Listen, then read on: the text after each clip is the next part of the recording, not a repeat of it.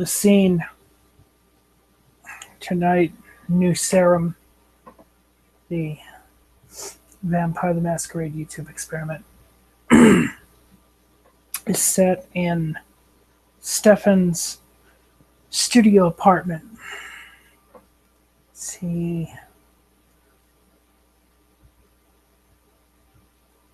rearranges some of the materials that he brought up from a U-Haul purchased by one Axel Linwood. He rearranges some of the materials on the, well, no longer affixed to the pallet, but sitting on it a little bit, well, more out of the way than it was. He's laid out the rather long, large, heavy piece of black basalt. As he sits down, a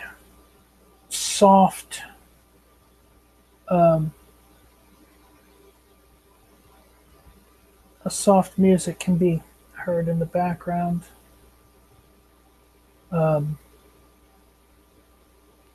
Classical, something to provide focus for his task. He's laid out a good number of, a good variety of tools. Small Dremel with an equally small boring bit, sandpaper and various grits from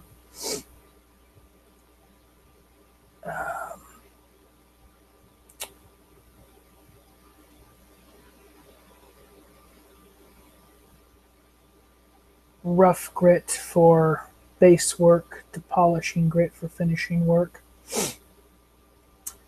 He's also laid out a series of dowels, two shapes. The largest being for two masts on this commercial vessel, and the smallest being mast crossbeams.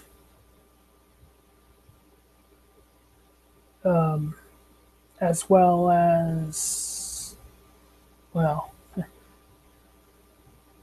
twine, rough, stringy, and just to the side with the dowels and twine, a roll of white linen,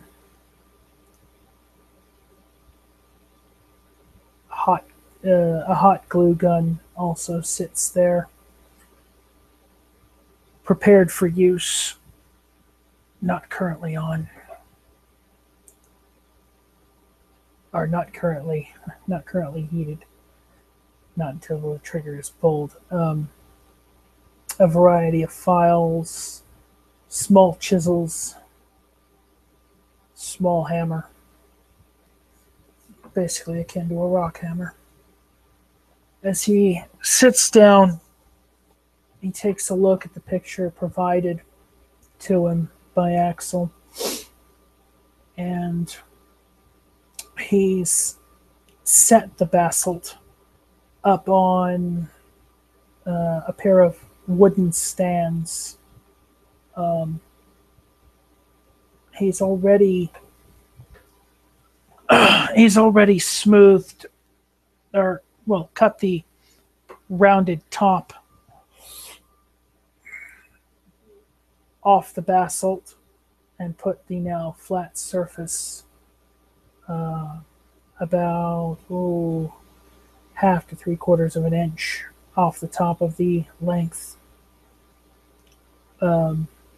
It's sitting on these wooden stands, 3 wooden stands to be precise, flat side down as he begins to chisel away to make for the keeling, the keel line of the, well, what will be stone vessel.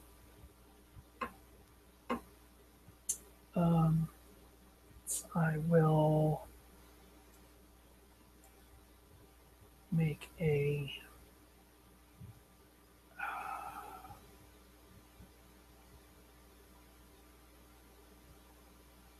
let's see, decks and crafts roll.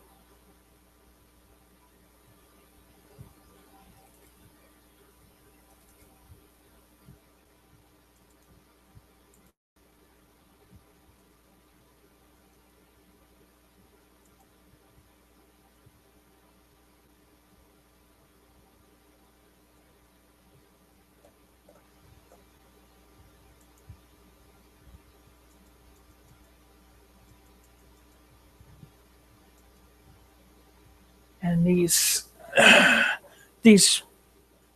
crafts rolls, or this crafts roll will be extended as it is a long-term project.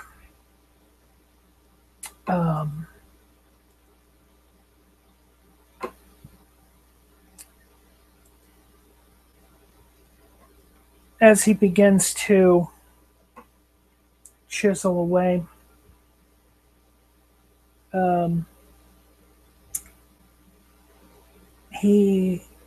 Stefan doesn't focus on the picture so much. He's taken a look at it,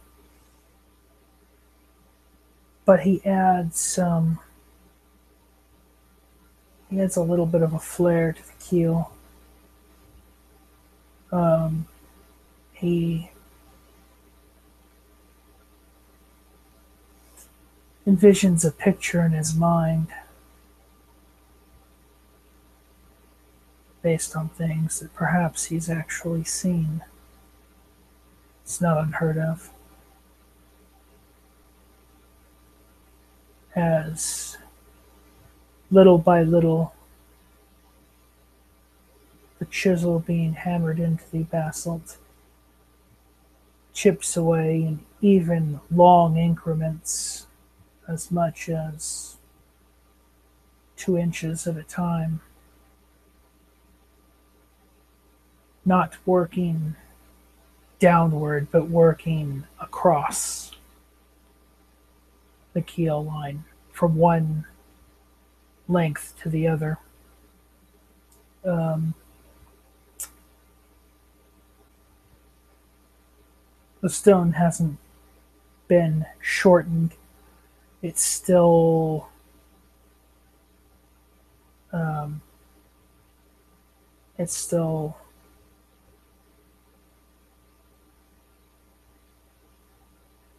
about 5 feet long.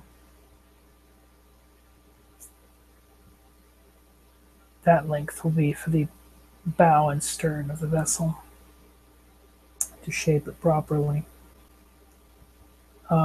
The keel starts taking shape, though, as he works from just inside, or just on the outside of where the bow is, down the length of the spine of the ship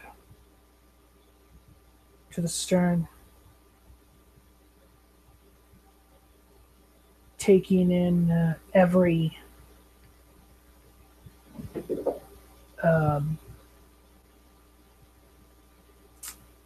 taking in the feel of the stone, actually focusing his senses to touch, sensation.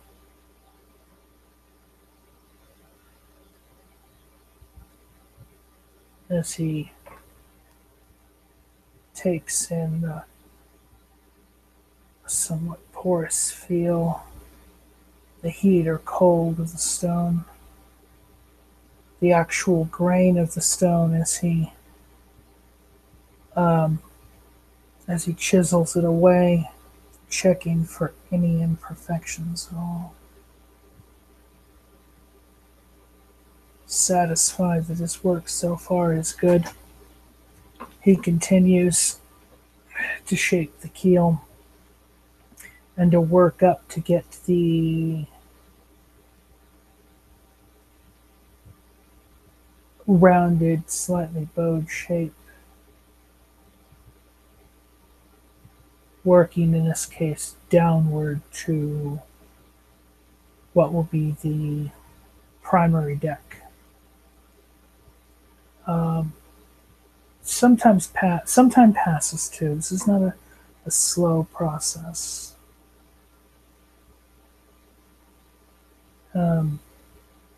3 o'clock quickly becomes 10 minutes to 4 as he works on the keel.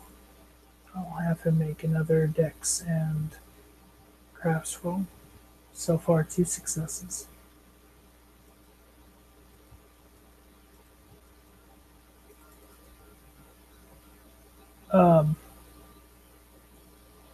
Up to 7.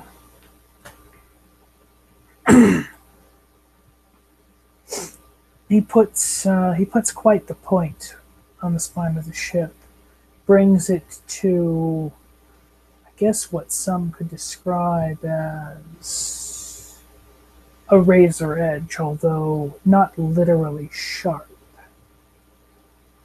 merely sharp looking.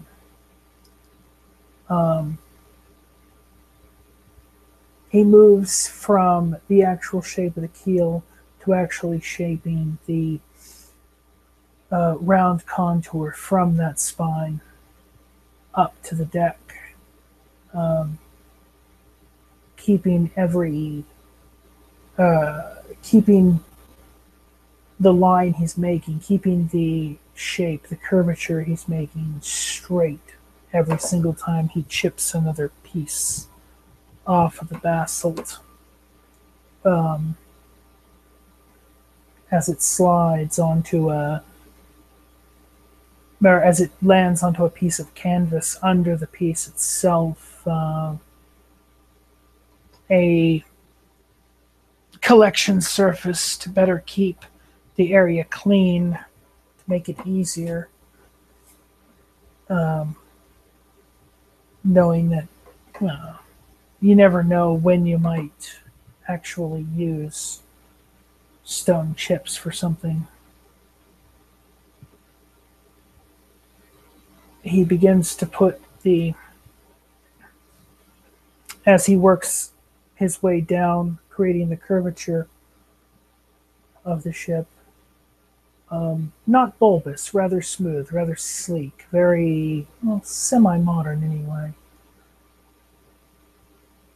No older than, 40, 50 years back, perhaps even 60. The shape of the hull by some would be considered plain and modern, 20th century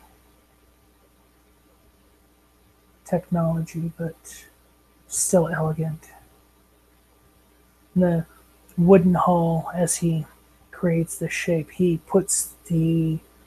starts to put detail, the effect of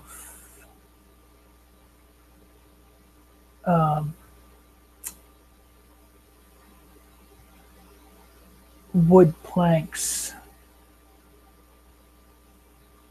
bent or laid out to fit the shape, bent and molded to wrap the skeleton of the ship, as though it were being built from a skeleton and not carved from a solid piece of material. The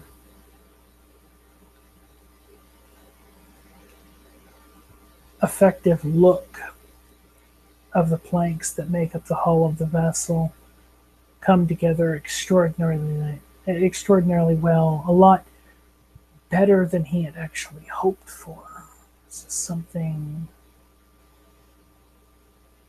he's never really tried. He's mostly focused on human shapes, shaping stone in human shapes, not the shape of vehicles or inanimate objects. No, this is a different type of life that he's bringing to this piece. The day-to-day functionality, something that shows that it's meant for work, something that does a job on a regular basis, something that, well, without the modern world would not be able to function as it does.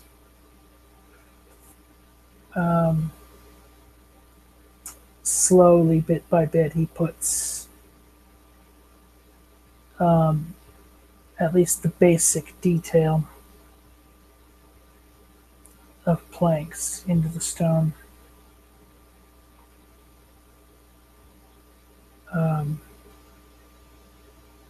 And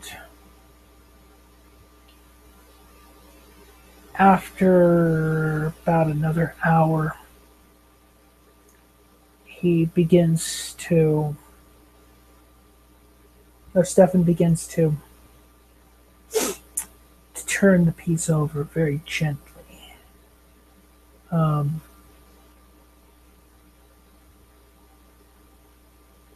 in a very concentrated manner, he um, takes it in relatively small movement increments until it is on the wooden stands, sitting deck facing up. And he begins to put a slight divot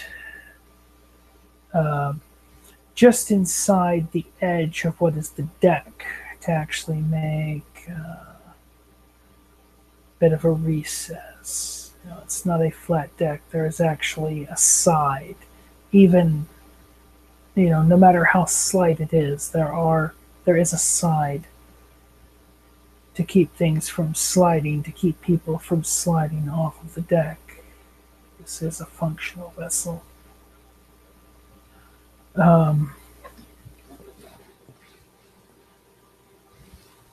He carves down a good half-inch, taking a look at the picture again and trying to envision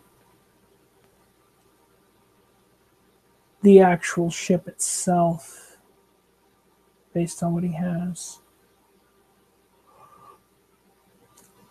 Taking examples from real vessels that he's seen here and again throughout his life. Not on a regular basis, but on occasion. As he coalesces, or as the vision coalesces more and more, Stefan, begins to reach out for the piece with one hand, taking in the actual grain of the stone, finding the right point to begin chipping away, to actually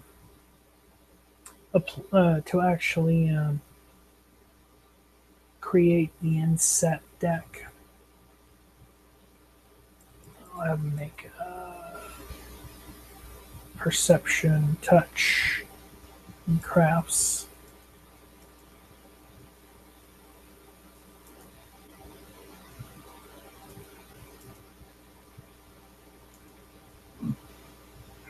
as Stefan runs his hands along the stone, it stops for a moment. He's not looking at it, he's just feeling. He taps his finger on an area just past where the stern will be. And putting his chisel down and opening his eyes at this point, he angles it just right, begins to chip. He makes long strokes, taking about an inch of material at a time, stopping occasionally to, with a coarse grit sandpaper and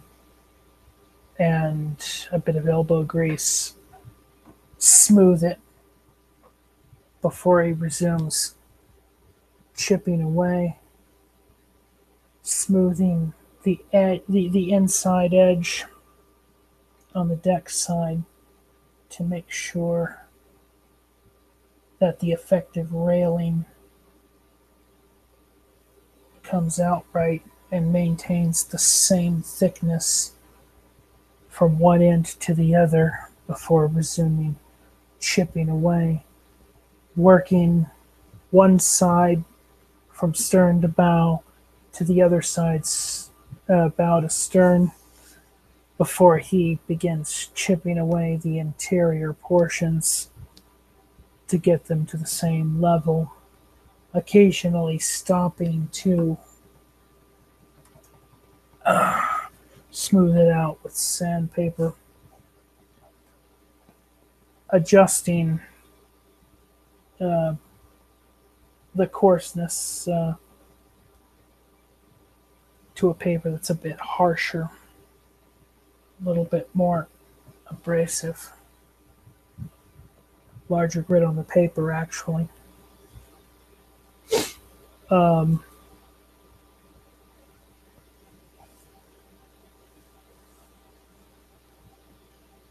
Once he gets one side finished, he puts his tools down, looks at the piece, looks at the progress so thus far, begins to think about the interaction he had earlier this evening at work.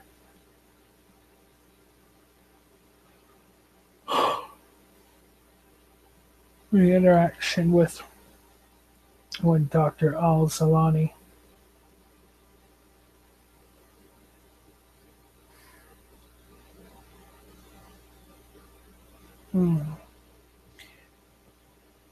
He's definitely pleased about the offer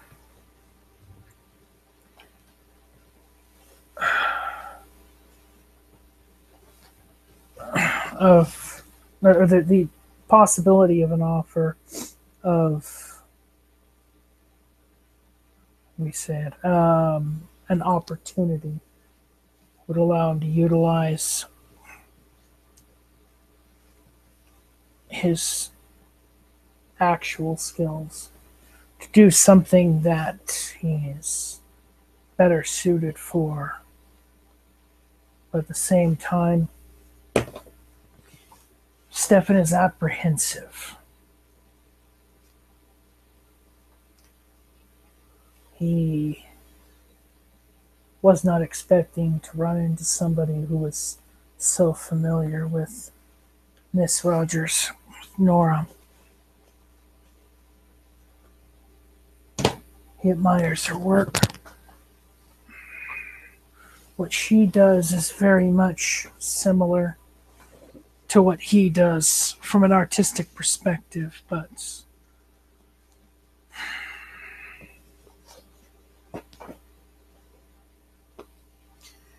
he has never put so much he has never put an emphasis on, well,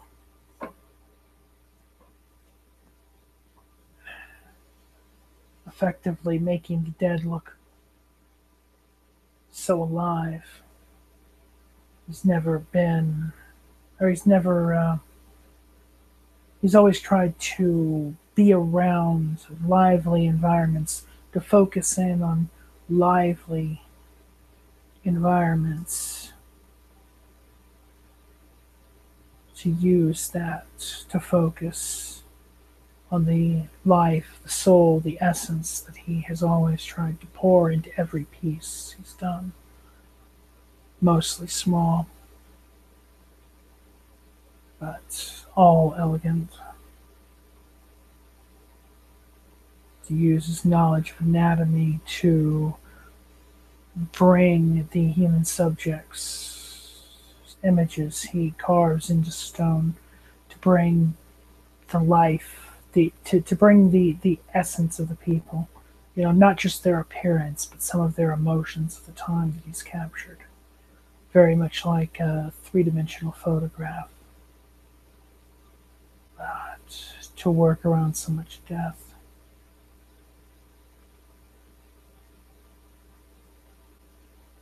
And then he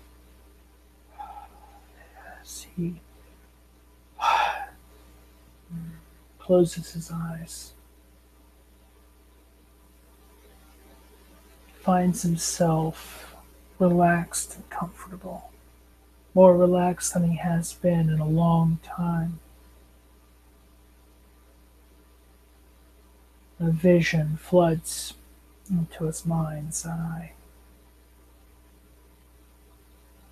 A vision that was disturbing, a vision that was haunting.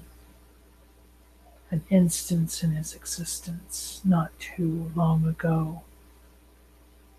He found himself on a rooftop in the projects, carving up a human being, shaping skin and muscle, sinewy tendons, to create the visage of an angel. Stefan shudders, his eyes flick open quickly. He finds himself feeling as though adrenaline is coursing through his veins, though it is not actually the case. He feels excited yet horrified all at the same time. He begins to look at the piece that he's working on. No matter the shape that it takes now, he can't help but see the visage of the woman, the life he extinguished,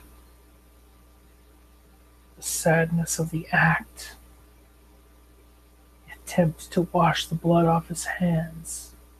Filthy, mucky water. He feels himself wanting to reach out, toss the basalt piece, the new work of his, this pride, this thing that he's poured so much effort, so much planning, so much concentration and care into, right on the ground, even if it chips or shatters. He holds himself back, still in every contour of the hull from the keel up to the deck. The rough shape of the deck within the railing. He sees the visage of the woman who he carved up. Nothing more than the blade of that Leatherman tool. Tool he carries around with him so often. He doesn't know why, he just always has. Perhaps that is out of a sense of being prepared. He restrains his hands, brings them away from the piece for a moment, taking a step back off of the stool at his workbench.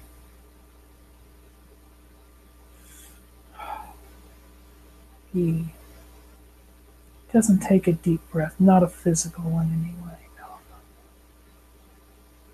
But he attempts to relax his mind. But still, the vision is fresh even now, as though you were looking at a photograph.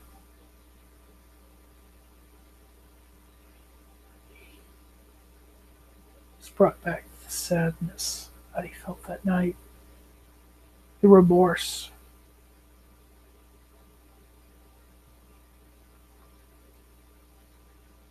And then all at once, he sees a familiar set of eyes down a dark alleyway. What appears to be black wings all around him, all lining the alleyway at the top, fluttering every so often at intervals, countable intervals. 20 seconds to a minute, fluctuating, undulating, coming in as though waves of the ocean hitting against the shoreline, shaping the sand every single time it meets, and then rolling back out, creating an undertow on the shelf. He sees the eyes on him always. He hears the flapping of the wings. He hears the sounds of people. The tone comes off as judgmental, but he does not know what he is being judged for. He does not know why he is being judged. He tells himself he did not kill her. He did not kill her. She was like this. No, he found her.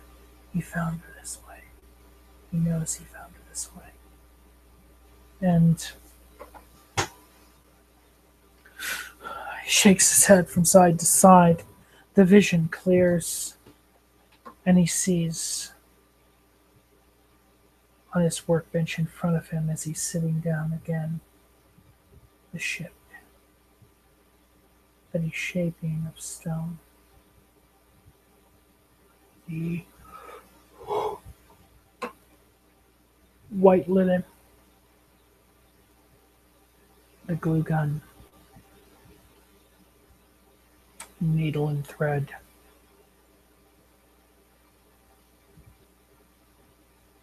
A bit more coarse, not as fine. The two sizes wooden dowel, the twine. As he comes back to reality, the haunting vision and the emotions that he's felt, the anxiety, excitement, the anger in all instances, still fresh in his mind, still fresh in his soul. But above all, the remorse.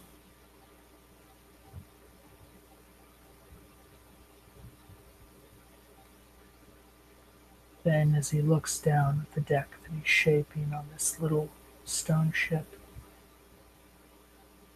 the sight of blood staining the deck, he takes another close look down past the blood. The deck has been smoothed. Has he been working this whole time that he was having his vision? Has he been shaping the planks of the deck lengthwise from bow to stern? Yes. Yes, he has. I'll make one last dexterity crafts roll.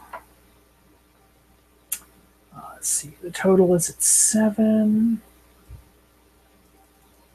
so far. 1, 2, 3. So 10 successes is what it's at. As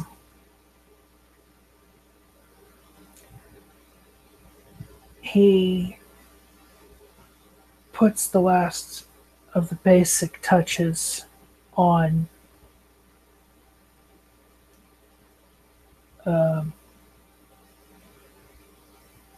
what he shaped into deck planks.